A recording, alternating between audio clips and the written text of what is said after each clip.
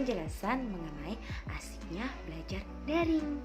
Nah, tanpa berlama-lama, Ibu akan langsung memasuki slide yang kedua. Slide yang kedua itu isinya apa? Nah, di situ Ibu punya komik. Anak-anak baca dulu ya. Nah, kira-kira di komik itu isinya apa sih? Silakan ditulis ya di bukunya masing-masing. Kemudian anak-anak pasti sering mendengar kata-kata belajar daring dalam jaringan. Tapi apa sih sebenarnya belajar daring itu?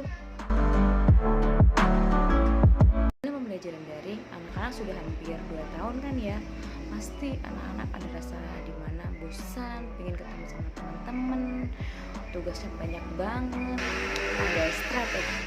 Bagaimana sih biar anak-anak itu enjoy nih dalam mengikuti pembelajaran daring? Nah, ada beberapa hal yang nantinya perlu kalian ketahui biar kalian bisa menyesuaikan diri dengan pembelajaran daring. Nah, bisa dilihat di PPT-nya ya. Yang pertama, kita harus membuat jadwal pelajaran. Nah, jadwal pelajaran untuk pelajaran sekolah dan untuk diri sendiri. Yang kedua, tentukan jam tidur malam kalian.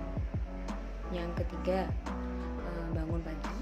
Yang keempat, harus ada komunikasi. Pastinya harus ada hiburan ya, nggak mungkin kan cuman belajar terus. Kalian juga perlu bahagia. Nah, yang tidak bisa ditinggalkan yaitu komitmen dan tanggung jawab. Oke, Ibu akan menjelaskan satu persatu biar anak-anak lebih mudah ya. Oke, Ibu mulai dari membuat jadwal. Biasanya wali kelas kalian meng-share jadwal pelajaran setiap harinya. Nah, kalian tulis tuh dalam di buku atau di kertas. Nah, jadwal-jadwal itu nanti ditempel di tembok atau ditempel di meja belajar kalian. Nah, itu yang jadwal dari sekolah. Ibu kasih contoh di tabel yang sebelah kiri. Itu ada jadwal sekolah dan sampingnya lagi ada jadwal untuk belajar sendiri. Kenapa harus ada 2 jadwal? Begini, karena jadwal sekolah itu waktunya kan hanya singkat. Sedangkan kalau kalian mengejar untuk mengerjakan tugas dalam waktu yang sesingkat itu, sepertinya tidak mungkin. Nah, dan kalau kalian hanya terpatok dengan jam itu, kalian pun tidak bisa menyelesaikan tugas kalian tepat waktu seperti yang diharapkan oleh Bapak Ibu guru. Kebanyakan anak-anak pasti tugasnya ditumpuk-tumpuk, kalian cuma lihat materi, ini materinya, oke lah nanti dikerjakan. Nah, jadi Ibu memberikan saran anak-anak silahkan buat yang namanya jadwal belajarku. Nah, kalian silahkan modifikasi pembelajaran kalian di sekolah dengan cara belajar kalian di rumah. Kasih contoh aja ya Ibu ya. Yang di tabel sampingnya itu adalah cara belajarku. Itu isinya adalah tentang jam dan waktu dimana kalian bisa belajar dan membagi waktu kalian untuk juga istirahat dan juga bersenang-senang. Jadi dengan membagi waktu yang rata, anak-anak nanti jadinya tidak stres dengan tugas, apalagi kalian harus menumpuk tugas banyak sabrek ya. Nah, jadi anak-anak, ayo coba nanti kita belajar membuat jadwal. Setelah bikin jadwal, kita harus atur jam tidur malam. Banyak anak-anak yang cerita sama Ibu, mereka tidur malamnya itu lebih dari jam yang seharusnya. Kenapa? Karena main game, udah waktunya untuk bareng-bareng. Jadinya mereka harus merelakan waktu tidurnya untuk gitu loh. Jadinya kan tidur sampai jam 1 malam, jam 3. Alhasil apa? Paginya telat, suruh absen jam 7 sampai jam 8, absennya sampai jam 11 baru bangun tidur. Kan gak bisa ya. Oke, gimana sih caranya Bu biar bisa tidur malam on time? Yuk kita baca satu-satu. Satu, kurangi bermain game. Yang kedua, kurangi tuh bermain sosial media. Bisa kalian bikin TikTok, nanti aja ya. Terus niatkan dalam hati, nanti aku jam 9 harus tidur. Nah, kalau sudah meniatkan berarti harus diamalkan, dilakukan. Kemudian kalau masih belum bisa tidur padahal sudah mematikan lampu, sudah persiapan tidur, sudah di kasur, tapi tapi belum bisa tidur, gimana caranya? Anak-anak bisa menggunakan cara jitu kalian biasanya biar ngantuk ya.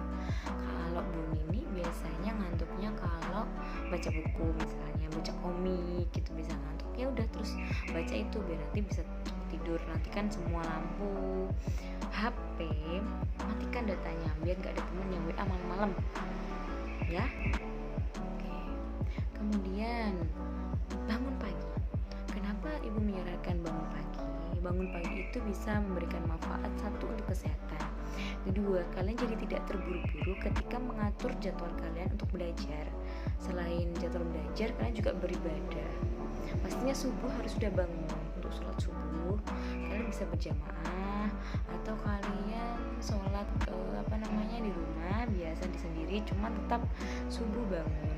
Setelah bangun tidur kalian bisa bantu orang tua, kalian bisa menyiapkan pembelajaran, kalian bisa belajar lagi yang kemarin belum selesai diselesaikan gitu. Nah, bagaimana caranya biar saya bisa bangun pagi, Bu? Karena selama tidak sekolah, saya bangunnya jadi sering kesiangan.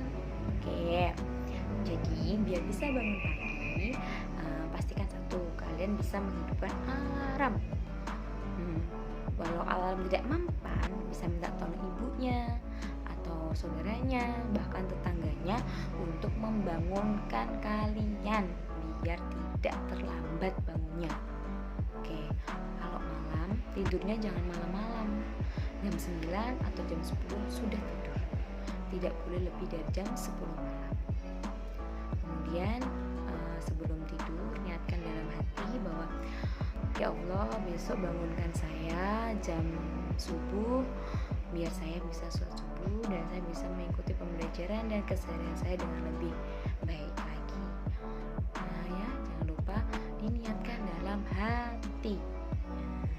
Kemudian komunikasi. Kenapa dalam pembelajaran daring itu perlu yang namanya komunikasi? Karena kita tidak bisa bertatap muka.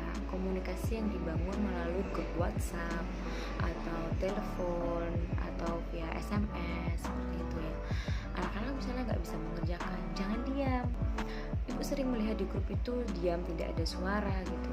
Padahal kan saatnya pembelajaran itu saatnya anak-anak bertanya pada bapak ibu guru. Setelah komunikasi, hiburan. Anak-anak butuh hiburan, pastilah butuh hiburan. Kalau kalian cuma belajar terus bosan dong gitu. Tapi hiburan pun harus dibatasi, tidak boleh terlalu banyak. Nanti kalau lebih penting hiburannya, jadinya apa? Belajarnya lupa ya. Kalian bebas mau pilih jenis hiburan apapun yang menurut kalian itu paling menyenangkan buat kalian. Yang mendasari dari semua yang ibu sampaikan adalah tanggung jawab dan komitmen. Kenapa harus ada tanggung jawab? Karena kalau kalian tidak merasa bertanggung jawab, kalian tidak akan melakukan pembelajaran. Kalian tidak akan memikirkan nanti hasil pembelajaran saya gimana, nilai saya gimana.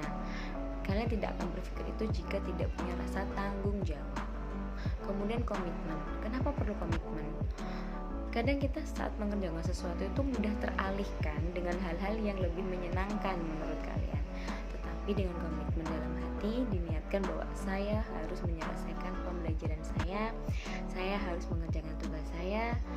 Itulah yang nantinya akan membuat anak-anak bertahan dengan pembelajaran daring. Ya, ketika kita bilang nggak enak, nggak menyenangkan, itu kan hanya pikiran kita. Tapi dengan kita merubah ketika mendapat kesulitan, bismillah, saya pasti bisa. Oh, ini mudah, aku pasti bisa. Dari ibu cukup sekian. Anak-anak bisa membuat jadwal. Nanti jadwalnya tolong dikirimkan ke Bu Nini, bisa ditulis tangan, nanti difoto atau di HP juga nggak apa-apa, nanti di screenshot dikirimkan ke Bu Nini. Ibu ingin lihat anak-anak sudah bisa nggak sih bikin jadwal untuk belajar. Tadi kan ada 2 jadwal ya, jadwal yang pertama jadwal sekolah itu nggak perlu ditulis, yang dibuat adalah jadwal belajarku, artinya jadwal jam-jamnya kalian belajar itu jam berapa aja, cukup itu saja. Nanti ibu tunggu sampai hari Sabtu seperti biasa. Semoga semoga anak-anak bisa belajar dengan lebih baik, lebih semangat, bisa lebih hebat dalam setiap harinya. Wassalamualaikum warahmatullahi wabarakatuh.